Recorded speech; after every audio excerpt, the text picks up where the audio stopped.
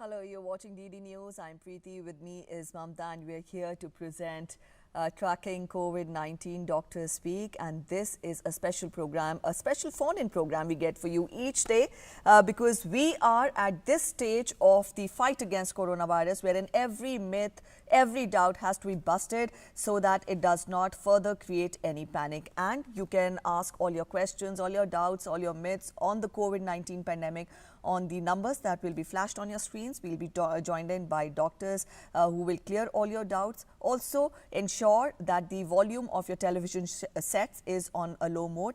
And here, our phone lines are open from 2 to 3 p.m. You can also ask questions on our Facebook page and also on our Twitter handle. Remember, the phone lines will close at 3 p.m. today.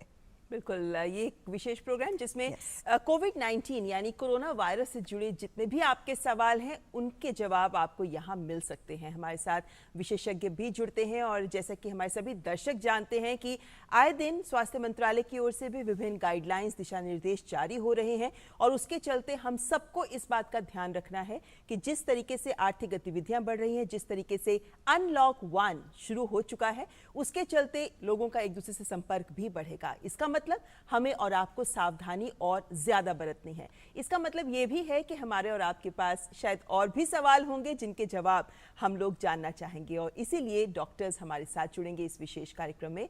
और आप हमारे साथ हम अपने सवाल, जैसा कि प्रीति ने कहा कि आप अपने सवाल हमारे सोशल मीडिया अकाउंट्स पर भी पूछ सकते हैं, फेसबुक पेज पर भी पूछ सकते हैं, ट्विटर हैंडल पर भी आप अपने क्वेश्चंस पोस्ट कर सकते हैं और सबके जवाब मिलेंगे आपको इसी समय, इसी कार्यक्रम में 2 से 3 के बीच, जब हमारी फोन लाइंस भी खुली हैं। और इन फोन लाइंस पर, जो कि स्क्रीन पर नंबर दिखाया जाएगा, इन फोन लाइंस पर आप हमें फोन करके संपर्क कर सकते हैं। डॉक्टर्स जो हमारे साथ जुड़ रहे हैं उनका भी परिचय करवा देते हैं। हमारे साथ डॉक्टर रोहित सरीन जुड़ रहे हैं जो प्रिंसिपल कंसल्टेंट है National Institute of Tuberculosis and Respiratory Disease. Doctor Sarin, आपका स्वागत है। और साथ ही साथ डॉक्टर राधिका टंडन हमारे साथ जुड़ रही हैं। आप प्रोफेसर ऑफ्थल्मोलॉजी हैं और आपका भी स्वागत करते हैं डॉक्टर राधिका। और डॉक्टर राधिका, अगर आप हमारी आवाज़ सुन सकते हैं तो शुरुआत आपसे करना चाहूँगी, क्योंकि चलिए डॉक्टर रोहित सरीन से शुरुआत करते हैं। डॉक्टर रोहित, जिस तरीके से हम जानते हैं कि स्वास्थ्य मंत्रालय ने अभी हाल ही में ईएनटी की गाइडलाइंस भी की है जारी, साथ ही हम जानते हैं कि वृद्धजन के लिए भी ये जो तमाम बातें स्वास्थ्य मंत्रालय की ओर से सामने आ रही हैं और जिस तरीके से अब, जैसा मैंने इंट्रोडक्शन में भी कहा कि अब एक तस्वीर बदल रही है, क्या कुछ एहतियाती कदम जो हम उठा रहे हैं उसके बाद उससे हटकर और कुछ क्या ध्यान रखे जाने की जरूरत है ताकि संक्रमण हम सबको ना छुए और हम सब सेफ रहें?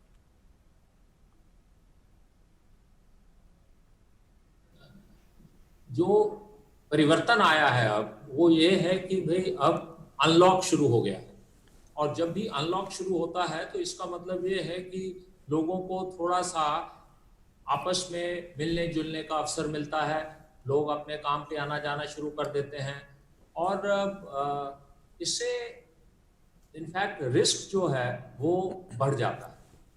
तो जितनी भी हमने अभी तक सावधानियों की बात की है, यानी कि जैसे मास्क लगाना है, जैसे अच्छी तरह हाथ धोने हैं, सैनिटाइज करना है अपने आप को और डिस्टेंस रखना है, एक सोशल डिस्टेंसिंग जिसको हम कहते हैं, ये जितनी भी चीजें हैं इनको हमको और भी एहतियात इस्तेमाल करनी है। दूसरा बात यह है कि हमको, क्योंकि लॉकडाउन खुल गया है, इसका मतलब ये नहीं है कि हम आलतू फालतू की चीजों में ही इधर उधर घूमने निकल जाएं। हमको सिर्फ जो आवश्यक चीजें हैं उनके लिए ही हमको मार्केट जाना चाहिए। जो आवश्यक आपका काम है उसी के लिए ही आपको जाना चाहिए। आपको मतलब ये तो बहुत स्पष्ट है कि अभी भी आप बड़ी पार्टीज पे नहीं जा सकते हैं, अभी भी सिनेमा हॉल इस तरह से नहीं खुले हैं। तो ये जितना प्रिकॉशंस लेनी चाहिए वो हमको कंटिन्यूअसली नहीं पड़ेंगी, नहीं तो ये और भी तेजी से बढ़ के आएगा। So we have to keep taking the precautions is what you tell us. Now I would want you to first give us an assessment as to where are we standing right now, because as the cases both domestically and globally are spiraling, but at the same time we are saying that the recovery rate is also continuously improving. First, what does that mean? Added to that, a total of 1,04,106 patients have been cured from the illness. So these numbers do instill confidence? Well, you see, we all understand that this is a viral infection.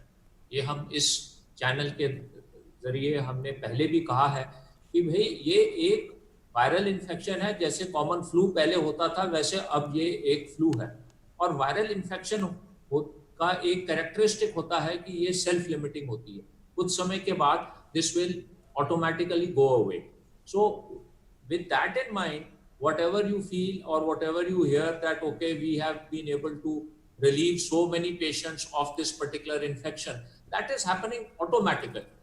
Now what is of real concern in fact is the mortality part of it, because the mortality with this virus, if it is high, then because of its infectious nature and the larger number involved, we will be losing a large part of those who are infected with this virus.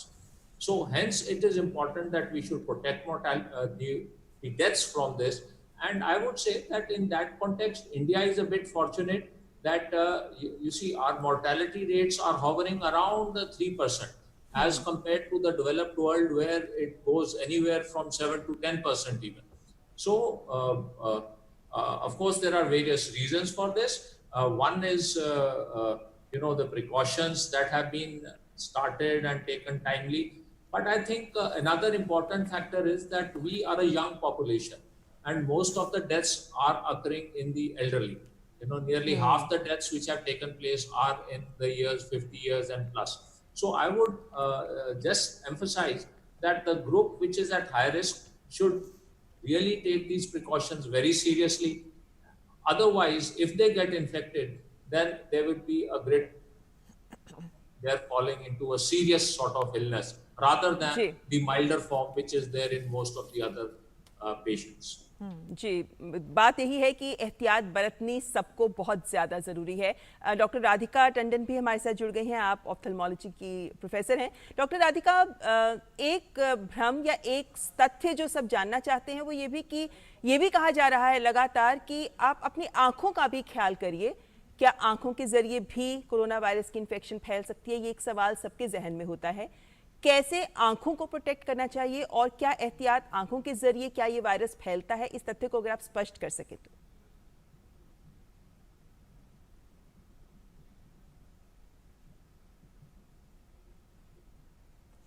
All right, I think we've not been able to establish contact with Dr. Tandon. We'll try getting back to her again. Meanwhile, a quick reminder to all our viewers, you can ask your questions to the doctors who've joined us today on the show on the numbers that are being flashed on your screens, but make sure that the volume of your television set is on low. Also, you can ask questions on our Facebook page and on our Twitter handle. Dr. Sareen, we were talking of how the situation has improved and how far have we come when the outbreak started in the country. I would want you to assess the evaluation, or rather evaluate how is the scenario there in hospitals. The psychological impact of this illness of the COVID-19 pandemic has been huge, not only for our country but for the other countries in the world as well. Are you seeing any changes now that people have altered their day-to-day activities, day-to-day life, and they have come to terms with the dangers which the COVID-19 pandemic comes, bears along with it? Tell us more. Earlier there was this sense of stress, there was panic, there was fear among the people. Now, do you see any change in when people come to the hospitals? Well, you see, the thing is that it has improved. I'll put it like that, but it has not gone away.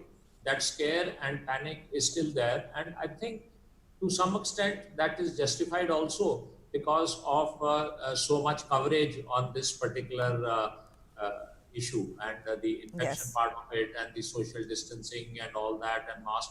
I mean, every channel is talking about it, and wherever we in fact meet and go, it's always the first topic is Corona. आज कितने नए case आए हैं, कितनी deaths हो गई हैं, things like that. Yes. So that scare is still there. And I would also put it like this, that even amongst the health professionals, the health workers, so to say, I mean, there is a constant fear that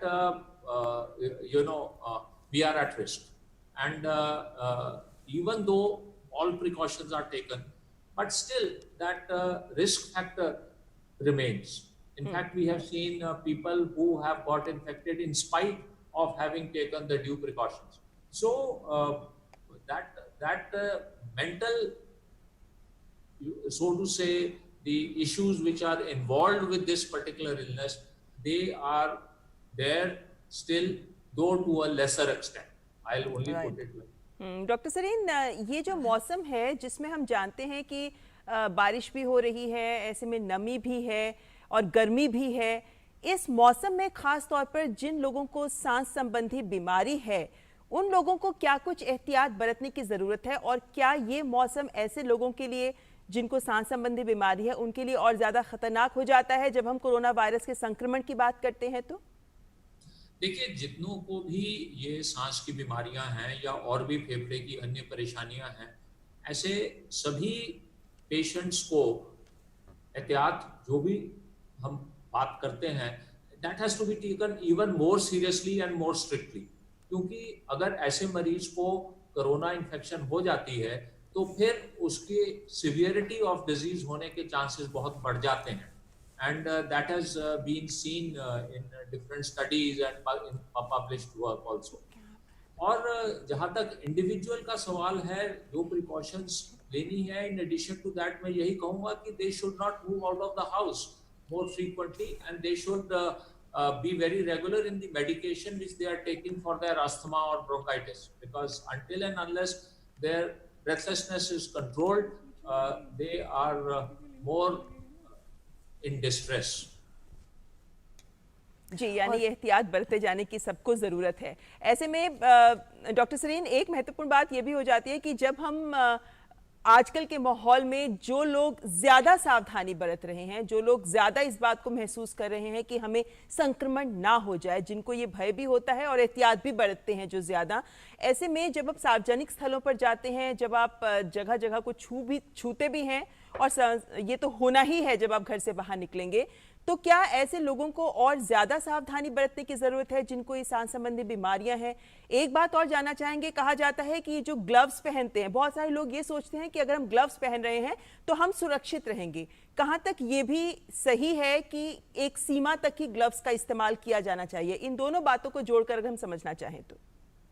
देखिए, I would say कि कुछ precautions जो हैं which is there for the common man, वो precautions we have already reiterated that they relate to covering the face, चाहे वो mask से कर लें, चाहे वो कपड़े से कर लें, चाहे रुमाल से कर लें. So basically it's covering the mouth so that the droplets which are there, they don't get inhaled. That is something which has to be done. दूसरा जो distancing की बात है, that is again applicable more to the common man also, even when they are going to the marketplace और कहीं भी जा रहे हो तो वो डिस्टेंसिंग जरूर मेंटेन करनी है. एंड द थर्ड फैक्टर जहाँ पे ये जैसे आप कह रहे हैं कि वे ग्लव्स वगैरह की है, तो that is not really an essential part as long as they wash their hands and sanitise it frequently. Gloves are more for, you see, health personnel when they are looking and treating patients, when they are in the hospital setting. उसके लिए gloves इस्तेमाल करना आवश्यक है. But for the common man who is going to the market to buy fruits and vegetables, उसके लिए gloves इस्तेमाल करना जरूरी नहीं है. उसके लिए इतना ही काफी है अगर वो अपने हाथ अच्छी तरह धो ले. जब आप शॉपिंग से घर वापस आते हैं तो भी हाथ धोएं, जब जाते हैं तो भी अच्छी तरह हाथ धोएं. तो these are the things which will really protect the individual. All right, maintaining personal hygiene is the most important precaution which one can take against COVID-19. Dr. Sareen, when is it, if someone develops the symptoms of cold, say cough, mild cold, or for that matter even fever, headaches, when is it that the person should go and consult a doctor, and when should there be the real danger? Added to that, there are also doubts in the minds of the people of how can this disease, this illness be transmitted in spite of the fact that a person is asymptomatic. Well, you see, the first part of it is that really when an individual is asymptomatic, the transmission is happening. And as most of the individuals are asymptomatic, therefore one really doesn't know whom he is meeting, who is actually having this subclinical sort of an infection. So the precautions that we talk of have to be universal precautions. It is not that if we are, say, meeting someone who we think is going to be COVID, that we take these precautions. No. These precautions have to be taken irrespective of where you are going, whether it is at home, whether it is at workplace, whether it is to the market. These same precautions are required to be there, because we don't know whom you come across who is really an asymptomatic COVID positive individual. The second part of your the question is that what about those who are having this influenza-like syndrome? We call it influenza-like syndrome or influenza-like infection. In these circumstances, I would say that there are certain groups of individuals which need to consult the doctor earlier than later. And these groups are those individuals who are either healthcare professionals, they are working in a hospital or a nursing home or any clinic setting where patients are coming, or they have come across an individual who is proven COVID positive individual, or there is a history of contact with someone who has recently traveled and come from abroad. Now that you see the borders are open, people have started coming, flights have opened, and people start moving from one state to another. So, there is a possibility that you come in contact with someone who is really harboring this infection. And in these circumstances, it is a must that you must consult the physician immediately. बिल्कुल, यानी कि जब ऐसे कुछ symptoms हों तो खास तौर पर जिन लोगों को सांस संबंधी बीमारी है उन लोगों को देरी नहीं करनी है और तुरंत डॉक्टर से परामर्श जरूर करना है। इस वक्त डॉक्टर राधिका टंडन हमारे साथ जुड़ गई हैं। डॉक्टर टंडन, ऑप्थेल्मोलॉजिस्ट हैं आप, और आईज की देखभाल करनी बहुत ज़रूरी है इस मौसम में, खासतौर पर जब कोरोना पेंडेमिक फैला हुआ है। ऐसे में यही जानना चाहेंगे सबसे पहले आपसे कि आंखों की क्या देखभाल की जाए, और क्या आंखों के जरिए भी कोरोना वायरस फैलता है, तो ऐसे में और क्या विशेष एहतियात बरती जानी चाहिए? नमस्कार। ये बहुत इम्पोर्टेंट सवाल है और बहुत ज़रूरी है कि आपके दर्शक जो है ये अच्छी तरह से समझ जाए। आँखों का रोल बहुत इम्पोर्टेंट है। खासकर ये है कि जो कोविड वायरस है वो ड्रॉपलेट्स एंड एयरबॉर्न प्रेजेंस की वजह से स्प्रेड होता है। तो जो हवा में वायरस फैला हुआ है वो हम सांस से लेंगे तो नोज़ और रेस्पिरेटरी पैसेज में जाएगा, और अगर वॉल्यूम ऑफ इन्फेक्शन बहुत ज़्यादा हो तो ये आँखों से भी हमारे बॉडी को इफ़ेक्ट कर सकता है। अगर खासकर किसी ने खांसा और बहुत पास है तो डायरेक्टली वो ड्रॉपलेट्स हमारे आँख में भी जा सकते हैं, और आँख में भी वो रिसेप्टर्स है जिससे वो वायरस चिपक के हमारे बॉडी में एंटर कर सकता है। इसके अलावा हमारे आँखों का जो टीयर्स के पैसेज है उसके जरिए भी वायरस हमारे नाक और रेस्पिरेटरी पाथवे में फैल सकता है। दूसरी इम्पोर्टेंट चीज़ है कि जैसे बहुत लोगों ने सुना होगा कि बार बार कहा जा रहा है कि कोविड से बचने के लिए हमें अपने आँख, नाक और मुंह को नहीं छूना चाहिए। ये क्यों है? क्योंकि यही वायरस हो सकता है हमारे हाथों पे है। अगर हमने किसी सरफेस या किसी चीज़ को छुआ जहाँ पे कोविड से संक्रमित व्यक्ति ने अपना सिक्रीशंस छोड़े हैं तो हमारे हाथ पे ये वायरस रह सकता है, और अगर हम हमारे आंखों को मलेंगे या नाक या मुंह को टच करेंगे तो वो वायरस उस तरीके से भी हमारे बॉडी में आ सकता है। जी, इस वक्त हमारे साथ दर्शक भी जुड़ गए हैं। संगीता दिल्ली से फोन लाइन पर हमारे साथ हैं। संगीता, अपना सवाल पूछें।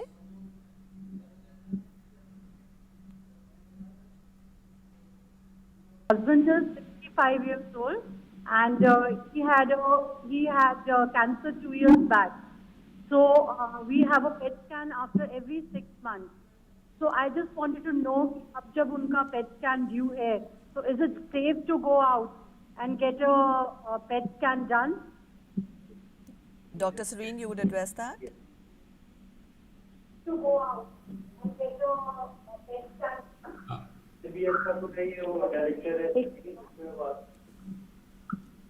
Hello. Doctor Yes, Sarin, Dr. आप Serene. जवाब दे सकते हैं इस सवाल का। Well, the individual is elderly, 65 years, and has been suffering from malignancy. So, therefore, these are two risk factors which are very serious. However, you see, if a PET scan is required, you can take the patient for PET scan, following the precautions which have already been stated. That is.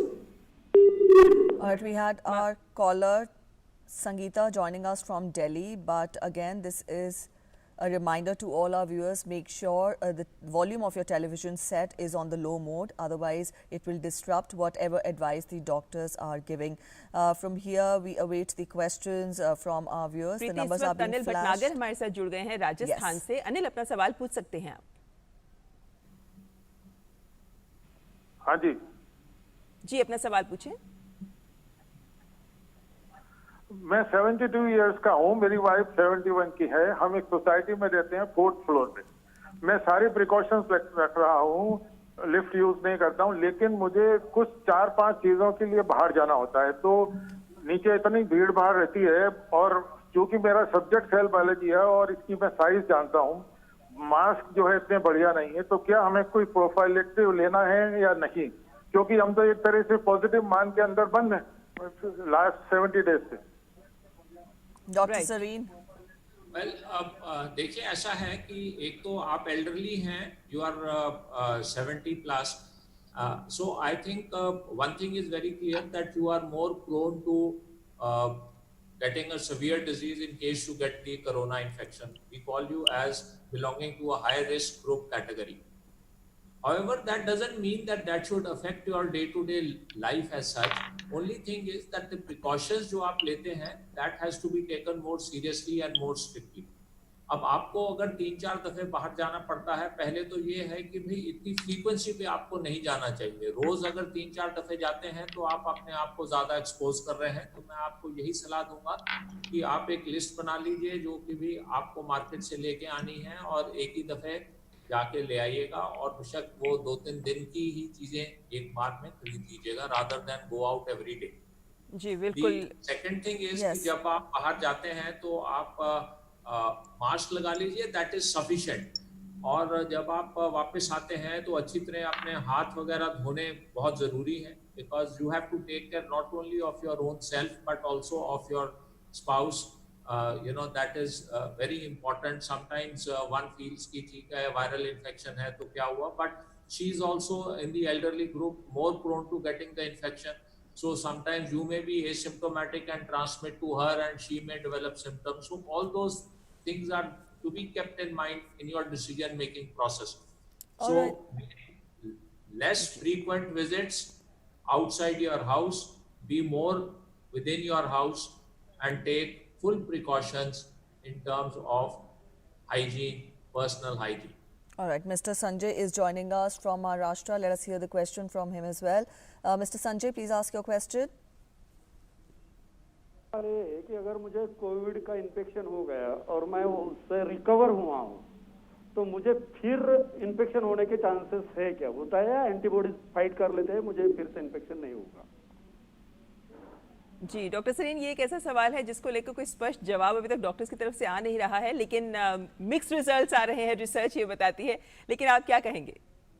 देखिए, ऐसा है कि जब ये पहली चीज तो मैं ये कहूंगा कि भाई बहुत क्लैरिटी नहीं है इसमें कि भाई whether once a person is infected immunity rises to the extent कि उसको दोबारा से इन्फेक्शन नहीं होगी, ये कहना बहुत मुश्किल है, बहुत कठिन है। इसके ऊपर शुरुआत में तो ये भी था कि भाई जब दोबारा से हो रही है तो क्या ये म्यूटेटेड वायरस है, क्या ये रिलैप्स हो गया, तो इस करके केसेस तो ऐसे दिखे हैं जिनको दोबारा भी ये इन्फेक्शन हुई है। ऐसा नहीं है कि it will give you 100% immunity once you have got infected and got cured of this particular illness. So you should just keep it in mind. So having said that, एक चीज बहुत क्लियर है कि जो भी हम इसके लिए एहतियात इस्तेमाल करते हैं, just because you got infected and cured मतलब आपको केयरलेस नहीं होना है, आपको वो एहतियात, those precautions have continued to be there with you. You have to continue using the mask, continue washing your hands properly, continue to maintain distances. So all those things will continue with you even though you have had this infection and got cured. Yes, right, so doctor social distancing. बिल्कुल ये new normal है हमारी life New का कि ये normal, सब नियम हम सबको मानते रहना है, खासकर तब तक जब तक कि इसकी सही वैक्सीन नहीं ढूंढ ली जाती है। इस वक्त अशोक चौधरी दिल्ली से हमारे साथ जुड़े हुए हैं। अशोक जी, क्या सवाल है आपका? Good afternoon doctors. मैं 61 ईयर ओल्ड हूँ और मैं अस्थमा का पेशेंट हूँ पिछले 30 साल से। तो जो अभी आप बोल रहे हैं कि अस्थमा के पेशेंट को एक्स्ट्रा केयर करनी है, तो मैं केयर करता हूँ अपनी। और जो बाहर वॉक करने के लिए जो कहा गया कि हवा में भी वायरस हो सकता है, क्योंकि एक लोनली पार्क है मेरे घर के पीछे जहाँ पे कोई आता जाता नहीं है, तो मेरे को मास्क पहनने में दिक्कत होती है। तो मैं मास्क नहीं पहनना चाहता उस वक्त की जब कोई भी नहीं होता सुबह सुबह, लेकिन क्या एडवाइजेबल है कि मास्क पहन के जाना है, क्योंकि ये कहा जा रहा है कि हवा में ड्रॉपलेट होते हैं। और दूसरा क्वेश्चन ये है कि अगर ये पॉसिबल नहीं है कि मुझे मास्क पहनना ही पहनना है, तो उसकी जगह मैं फेस शील्ड पहन सकता हूँ जिससे सांस भी आती रहे। जी doctor Sarin. I will advise you that you should continue wearing the mask. क्योंकि ये कहना बहुत मुश्किल है कि उस वक्त वहाँ पे कोई नहीं है तो वहाँ पे वायरस भी नहीं होगा। Don't go with that idea कि आप अर्ली मॉर्निंग जाते हैं, because you see these particles can remain in the environment for a couple of hours. तो इस करके just because no one is to be seen doesn't mean the virus is not there. तो आप mask तो जरूर पहनिए। The second part of your question regarding the face shield which is there, I will say that you see, instead of that, the mask is a better option because that is closer to your mouth and that will protect your you from you see these droplets. Face shield इतना effective नहीं है without a mask. Mask पहना हो तो face shield is good because it protects the eyes also. But otherwise, mask is the answer. And masks now are of different types which are available. You can wear a lighter mask rather than you see the heavier type of masks which are there. Those are also available in the market, which will allow some amount of air to go in without allowing the droplets to go in. All right, from here we go across to our next caller, Mr. Boothpriya is joining us from Gopalganj. Yes, sir, please ask your question. जी, मैं question ये है कि मुझे Parkinson है और कोविड-19 में क्या बचाव किया जाए और सी विटामिन कितना प्राप्त लिया जाए? Yes, Dr. Sareen, would you address this question? Clearly, could you please repeat the question for me? Please repeat the question. Doctor वो पार्किंसन डिजीज की बात कर रहे थे। Yes. Sorry? वो पार्किंसन डिजीज की बात कर रहे थे। He was a patient of ऐसे this में disease. उन्हें क्या एहतियात बरतनी चाहिए इस समय जबकि कोरोना पेंडेमिक फैला हुआ है? Look, Parkinsonism is a disease which has certain characteristics, but one thing is that it is also, you see, you have to take some medications to keep this disease in check. Parkinsonism and COVID don't have any relationship. You don't have to take anything more specifically than other general population. So whatever precautions that we have talked of for the general population, वही सब आपको भी लेनी है और करनी है। और जी, बिल्कुल। पार्किंसनिज्म की जो भी आप दवाई ले रहे हैं वो आप लेते जाइए। बिल्कुल Alright, doctor from Sarin, here- यानी कि जो yes. पार्किंसन डिजीज के पेशेंट्स हैं उनको भी वही सामान्य एहतियात बरतने की ज़रूरत है जो बाकी सभी लोगों को बरतने की ज़रूरत है। ऐसे में सोशल मीडिया पर भी कई सवाल आ रहे हैं डॉक्टर राधिका, खासतौर पर आइज़ को लेकर भी काफ़ी सवाल आ रहे हैं और हम जानते हैं कि कल ईएनटी गाइडलाइंस भी जारी की गई हैं कि जो ईएनटी स्पेशलिस्ट हैं उनको हॉस्पिटल्स में किस तरीके की एहतियात बरतने की ज़रूरत है। लेकिन ये जो सवाल आ रहा है ये पेशेंट्स की तरफ से आ रहा है कि जब वो डॉक्टर के पास जाते हैं तो उन्हें भी क्या कुछ एहतियात, क्या कुछ प्रिकॉशंस लेने की ज़रूरत है जो वो डॉक्टर के पास, ईएनटी स्पेशलिस्ट के पास जाते हैं। हॉस्पिटल जाएंगे ईएनटी स्पेशलिस्ट के पास तो उनको थोड़े एक्स्ट्रा प्रिकॉशंस लेने पड़ेंगे। एक तो है कि एज इट इज़ जब कोई भी व्यक्ति किसी भी हॉस्पिटल जाए तो मास्क पहन के जाए और अगर वो खुद बीमार फील कर रहा है, जैसे बुखार है या खांसी वगैरह है, तो there is a possibility that the patient may be affected with Covid, so they may have to wear an extra screen and keep a distance from other people.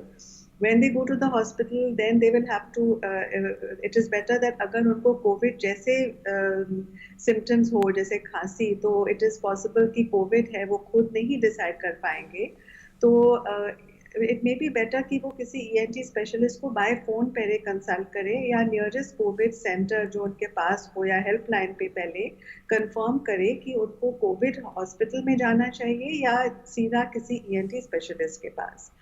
मानो ये क्लियर होता है कि उनको ENT स्पेशलिस्ट के पास ही जाना चाहिए तो उनको मास्क पहनना चाहिए एंड हाथ में ग्लव्स पहने या चीज़ों को टच नहीं करें, सैनिटाइजर लेके जाए। और लेकिन डॉक्टर राधिका, एक कंसर्न ये भी वगैरह रहता है कि जब आप फॉर एग्जांपल आई स्पेशलिस्ट के पास जाते हैं, एक कंसर्न ये भी रहता है कि जहां हम जा रहे हैं चेकअप कराने के लिए वहां पर भी सब कुछ सैनिटाइज्ड होगा, वहां पर भी हाइजीन का ख्याल रखा जा सकता है। कौन से ऐसे बिंदु हैं जिनका पेशेंट्स को भी ध्यान रखना है और डॉक्टर्स को भी? हेलो जी जी जी, आप जवाब दे सकते हैं। Hello, can you hear me? Yes, Ji. please continue, ma'am. Can you hear me? Yes, please continue, ma'am. I think there's some problem with the audio. Doctor Alright, Radhika, I हम think- आपको सुन सकते हैं, अगर आप चलिए उनसे संपर्क जब तक हमारा सही हो तब तक Hello. सवाल ले लेते हैं। हाँ जी। Yes, Radhika, yes, can you hear us? Dr. Radhika. Haan ji. Yes, you're audible. Yes, Let's talk yes. more about the precautions which people have to take care when they're visiting an ENT specialist. Added to that, we also have a question coming in on our social media platform. The person asks, in rainy season, how can eyes be protected from the illness? Okay, so when going to the ENT specialist, as we had discussed earlier, they have to wear the mask, and because they're afraid that they may pick up the infection from some of the other patients or from the surroundings, they have to maintain the basic principle of social distancing. For social distancing, ideally it should actually be 2 meters, which is quite a large gap. Minimum is 1 meter, that is about 3 feet, but ideally one should maintain 2 meter distance, and there again not touch any surfaces. One could take one's own pair of gloves along and the sanitizer. The other important thing is when going to the ENT specialist, one will have to of course have one's previous records and all the previous medicines that you have, so you minimize the time that you spend in the clinic and can come back quickly.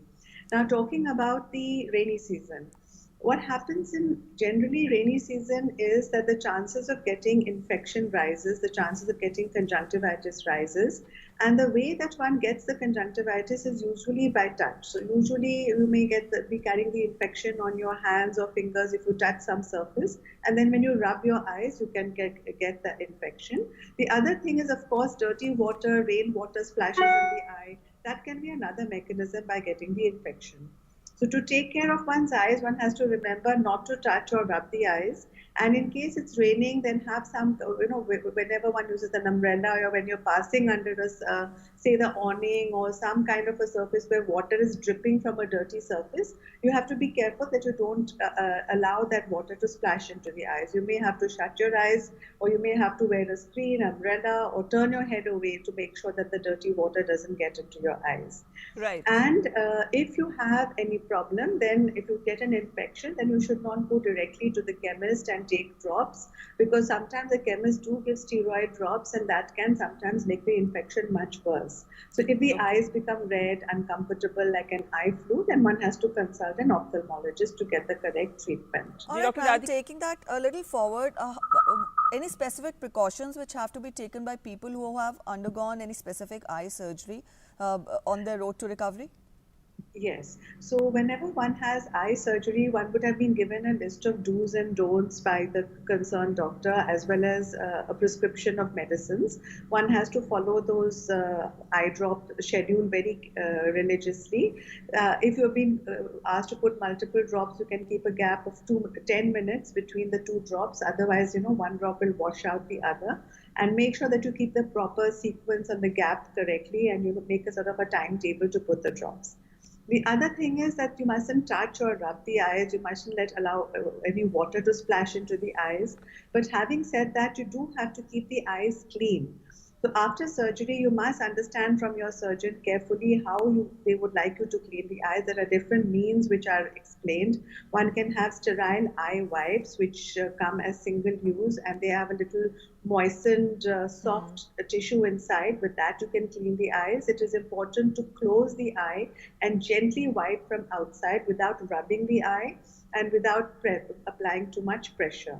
In case one doesn't have any of these ready-made wipes, and one can clean the eyes by taking drinking water, boil it and cool it to a comfortable temperature, and put a clean cotton in it, squeeze it, and gently wipe from outside, just cleaning the eye to get rid of the secretions and the drug deposits. Basically eyes की स्वच्छता को बनाए रखना बहुत जरूरी है, खास तौर पर ऐसे सिचुएशन में अगर आपकी कोई सर्जरी हुई है। इस वक्त लक्ष्मी दिल्ली से हमारे साथ फोन लाइन पर जुड़ी हुई है। लक्ष्मी, अपना सवाल पूछें।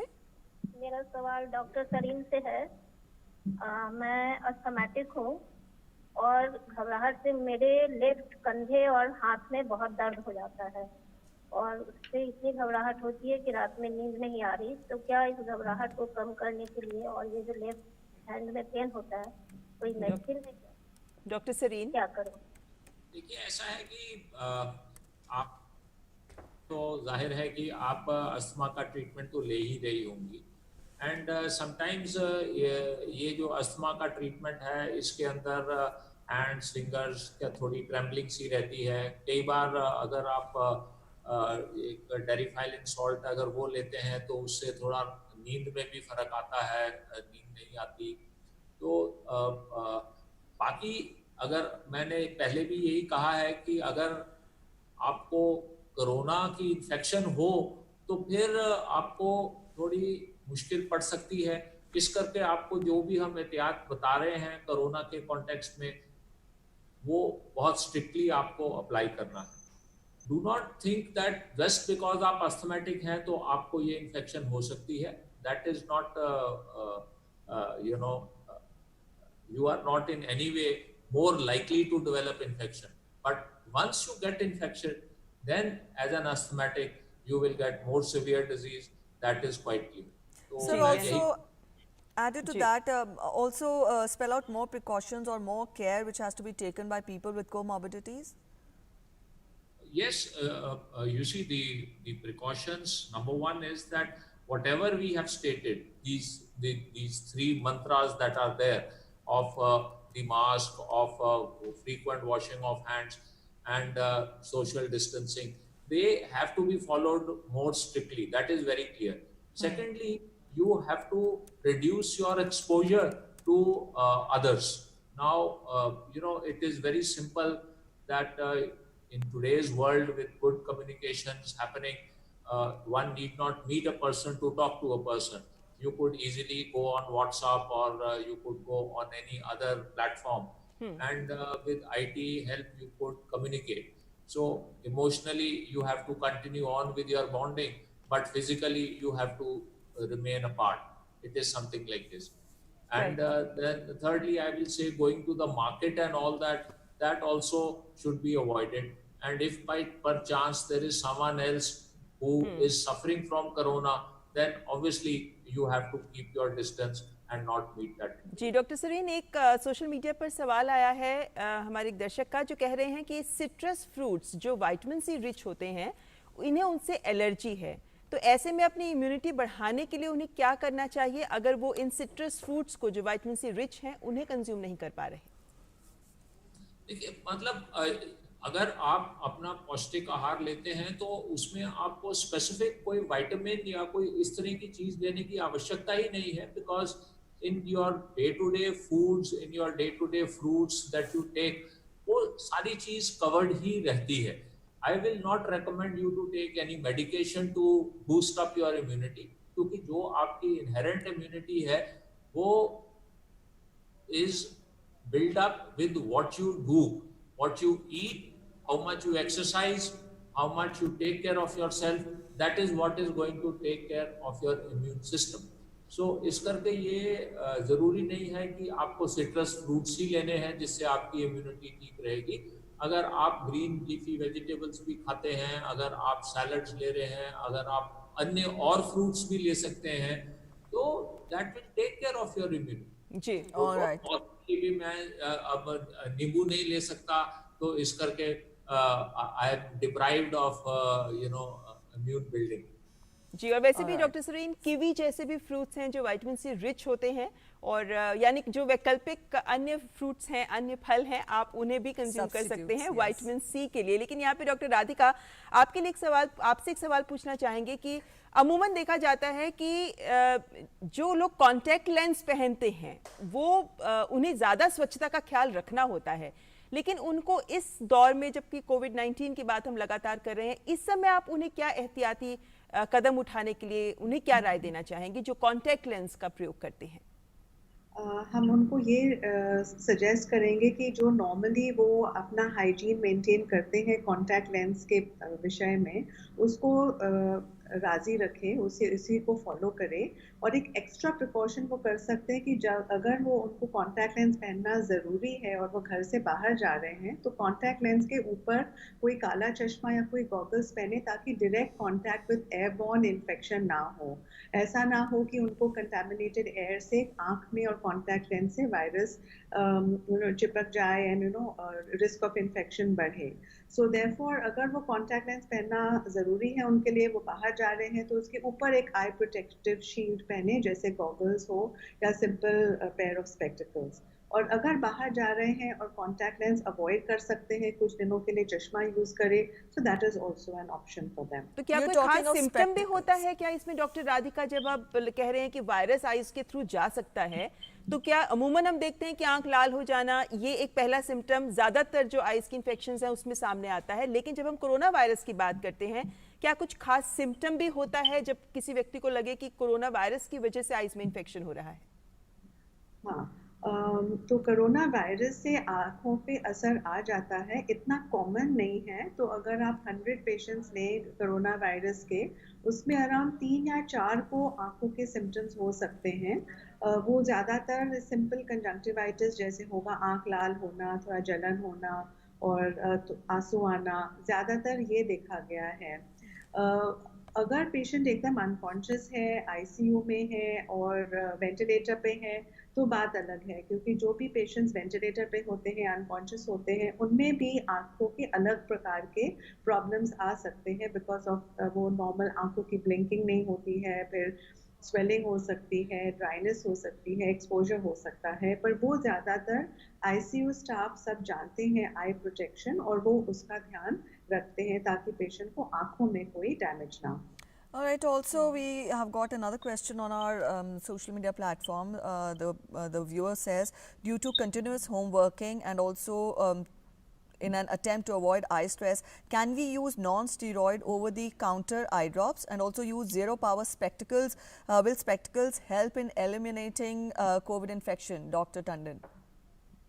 Okay, so talking about increased screen time, so during a lot of work from home and as such people are using screens to keep updating themselves about what is happening. So increased screen time से definitely आँखों पे eye strain आ जाता है, plus dryness के symptoms आ सकते हैं और आँखों में dryness आ सकती है, जिसकी वजह से आँखों में थकान, जलन, किड़किड़ापन ऐसे लग सकता है. अगर उनको ऐसे सिम्टम्स है तो ओवर द काउंटर NSAIDs नहीं ले, non steroidal anti inflammatory drugs नहीं ले, क्योंकि उनमें और भी साइड इफेक्ट्स हो सकते हैं, स्टीरॉयड्स में भी साइड इफेक्ट्स हो सकते हैं। पर लुब्रिकेंट ड्रॉप्स ले सकते हैं, आर्टिफिशियल टीयर्स, वो ओवर द काउंटर लेके ट्राई कर सकते हैं, 3 to 4 times a day डालें। और स्क्रीन टाइम का भी थोड़ा सा काबू में रखें, every half an hour to 45 minutes आंखें बंद करके थोड़ा सा आंखों को रेस्ट दें, या स्क्रीन से आंखें हटा के कहीं और दूर देखें for a few seconds. This is some way. And then screen time को कंट्रोल कर सकते हैं। Every ideally we say not more than 2 hours per day, but that is impossible these days. People are having 6, 7, 8 hours, and even the children who are having their online classes, etc., everybody is looking at the screen a lot. So practically one cannot reduce the hours that much, but every half an hour to 1 hour one can take a short break for a few seconds. जी बिल्कुल। इस वक्त हमारे साथ एक collar जुड़ गए हैं, mister छिदवानी, ML छिदवानी जी हैं, जो फरीदाबाद से अपना सवाल पूछना चाहते हैं। मिस्टर छिदवानी, अपना सवाल पूछ सकते हैं आप। हाँ, एक्चुअली दीज डेज हमको आजकल ज़्यादा भूख नहीं लग रही और मतलब खाने की इच्छा नहीं होती ज़्यादा, और वो कुछ काढ़े आड़े पीते हैं तो मतलब जो है तो उससे बिकासूल भी लेते हैं तो यूरिन भी पीला हो रहा है। तो should I go for some testing? क्योंकि मॉर्निंग में निकलना भी नहीं होता, पहले हम घूमने जाते थे, काफ़ी वॉकिंग करते थे, अब आजकल वॉकिंग भी नहीं करते हैं, तो भूख भी नहीं लग रही और कॉन्स्टिपेशन का ट्रेंड भी रहता है। आपकी उम्र क्या है छिदवानी जी?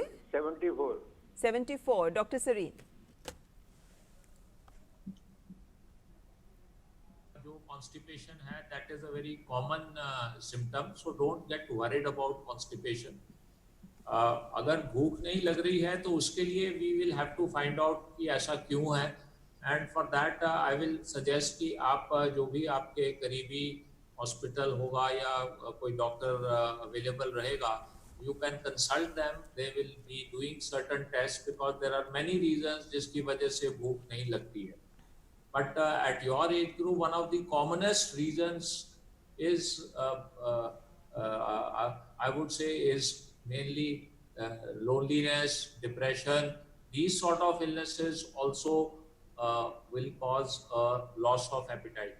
तो इस करके आप चिंता मत कीजिए, घबराइए नहीं, और आप अपने करीबी डॉक्टर से सलाह लीजिएगा, ताकि we have to just rule out, you see, other causes of loss of appetite. We also have another question coming in on our social media platform. The person says that he is 65 years of age, he has no cough at all, but he is taking Foracort 200 twice, 2 puff, and he's asking, could there be any chance of him getting infected with COVID-19, Dr. Sareen? Well, the fact that he is taking Foracort conveys to me that he is probably an asthmatic, because this medication is given to those who are having asthma. And we have already discussed that those who are asthmatics, if they develop this infection, it's going to be severe. So they have to take all the precautions to protect themselves and not get infected. I would only say that for him, but he is not predisposed to get you see corona infection just because he is an asthmatic. जी doctor Sarin, एक सवाल और आया है social media पर। एक तो पूछ रहे हैं कि क्या खाने में और पानी में कितनी देर तक ये वायरस सरवाइव कर पाता है, और इसी से जुड़ा एक और सवाल है कि ये वायरस पानी में अगर रहता है तो, क्योंकि लोकल जो मिनरल वाटर प्रोवाइडर्स हैं जो जग में पानी देते हैं, फिल्टर वाटर देते हैं, ये उनसे लेते हैं पानी। हो सकता है दुकान में काम कर रहे हो जहाँ पर पानी सप्लाई किया जाता है जग्स में, तो ऐसे में क्या उनको रिस्क रहेगा कोरोना वायरस का? पानी और खाने में वायरस कब तक रहता है? देखिए, this virus doesn't come by injection. ये जो वायरस है ये इनहेलेशन से आता है और in contact with mucus membrane, जैसे आपने अभी डिस्कस किया रिगार्डिंग द आईज, तो वहाँ से भी इन्फेक्शन आ सकती है। पर ये कोई पदार्थ खाने से ये वायरल इन्फेक्शन ये वाली नहीं आती है, ये इनहेलेशन ऑफ ड्रॉपलेट से आती है, और उन ड्रॉपलेट्स के अंदर वायरस पार्टिकल हो तभी वो इन्फेक्ट कर पाता है। अब एक वायरस के कॉन्टेक्स्ट में ये भी चीज जानना बहुत आवश्यक है कि वायरस इटसेल्फ लिव नहीं कर सकता है, it can live only in any other cell. तो अगर उसके अंदर जो भी आप इनहेल करेंगे, अगर सेलुलर मटेरियल साथ में नहीं है, तो वायरस भी इन्फेक्ट नहीं करता है. And cooking will in any case kill the virus. तो जो आप पदार्थ खाने की बात करते हैं, that will kill the virus. Ultraviolet light will kill the virus. तो जो हमारे ये मिनरल वाटर्स आते हैं, they basically the water is treated with ultraviolet light also, so that will also kill the virus. So I mean, these are safe. You don't have to worry about both these things. All right, Mr. Cheena is joining us from Mumbai. Let's hear the question from him. So please ask a question. Hi. Good afternoon to both the doctors and you as well. I just wanted to know, in a normal course routine, when we order any vegetables online order and then some food items from some hotels and caterers, how do we actually clean them or wash them or sanitize them? Because normally the food items are hot and the vegetables are cold. Dr. Sareen, would you take that question? No, are you talking of food items as raw products, or are you talking of cooked food items?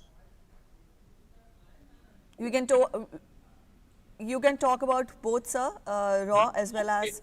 If there are like you may get raw vegetables, raw fruits from you see online shopping.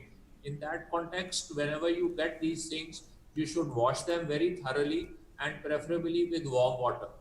There are also reports that saline water can also be helpful in this context. So this is what is for raw fruits and vegetables. Now, if they are cooked, then I would say that it is better to heat them properly, because heat will kill the virus. So they will become safe. So that is something which is very clear. To presume that yes, when you receive these products, they are safe, I will say you should be cautious, because sometimes at the time of preparation, it is all right.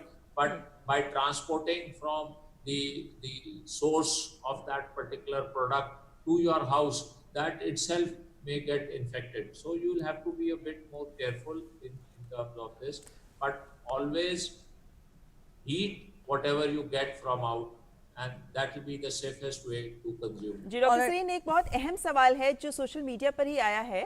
ये senior citizen है और ये घर पे बना mask पहनते हैं जब भी ये बाहर जाते हैं. इन्होंने पूछा है कि जब ये वापस घर आते हैं तो उस वक्त क्या एहतियात बरतनी चाहिए कि मास्क को कैसे उतार के कहां और कैसे सेफली रखें ताकि वो उसको दोबारा प्रयोग कर सके. देखिए, जो घर में बना हुआ मास्क है, ये by and large this is a washable mask. तो इस करके ये एडवाइजेबल नहीं है कि सेम ही मास्क आप हर रोज यूज करेंगे. You will really need to change the mask. So you should have minimum 2 or 3 such mask. और एक मास्क जब आप यूज करते हैं तो उसको आपको अच्छी तरह वॉश करना है. Do not mix that mask with the other clothes, because if there is any infection on the surface of the mask, it will go to your other clothes also. तो और मास्क को जब आप उतारते हो, do not touch the outer surface of the mask, क्योंकि अगर कोई ड्रॉपलेट्स हैं तो वो बाहर के सरफेस पे ही रहेंगे और वहां से फिर आपके हाथ पे लग के आपको इन्फेक्शन हो सकती है, just in case you touch your nose और mouth with the same hands which are dirty. तो इस करके otherwise these mask are very effective. तो ये जरूरी नहीं है कि आपको सर्जिकल मास्क यूज करना है या N95 मास्क करना है. It is not at all required. Ordinary cloth mask are good enough. Only question is that you should wash them frequently, like you wash your hands frequently, so you wash your mask also. So very simple, very basic, very day-to-day precautions and things which we have to keep in mind to keep ourselves safe in these trying and testing times of COVID-19. Thank you so much, Dr. Sareen and Dr. Tandon, for joining us and putting into perspective for us in this fight against COVID-19, and also enlightening our viewers as well. बिल्कुल, और अपने दर्शकों को भी हम यही कहेंगे कि आप अपना ख्याल रखें. सारे जो एहतियात और नियम बताए गए हैं उनका कृपया पालन करें ताकि आप भी सुरक्षित रहें और आपका परिवार भी सुरक्षित रहे. और इसी के साथ डॉक्टर स्पीक में मैं और प्रीति लेते हैं इजाजत. नमस्कार.